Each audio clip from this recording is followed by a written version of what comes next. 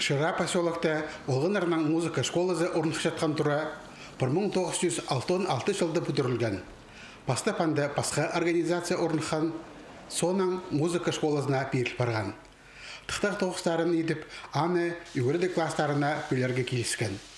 Шылсай шайғыды оқтек тықтақ тоғыстары апарылжан, жетұры қажан оқ келкім нашылық керексен. Тұды ақшадан болған.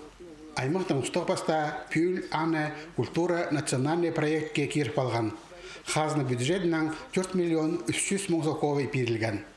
Школа ұстық жезі Марина Милещенконың соғының ергі школадың стенелерлі қалар. Фундамент бүкілізінің нашылық барған. Ең алтындағы брустарны прай ибірі алыстырарға келіскен. Тоғыстар бастал басқанда мұның алынды санға алылбан көп жетпес сақс келген. Оларға әдеу қоза ақшы керектелші. Школада шылық біржаңына терегілері тұрғызылар, кластерда искеншілердің еледі істік болпарып зар. Стенелер істет астынан шылығылылар. Электричество палғылызы әдеу бүкілізінің начылалшы. Прай пөліктерді амғы тұстағы шартқалар тұрғызылар. Олар уға асқанақ энергия қорытшалар.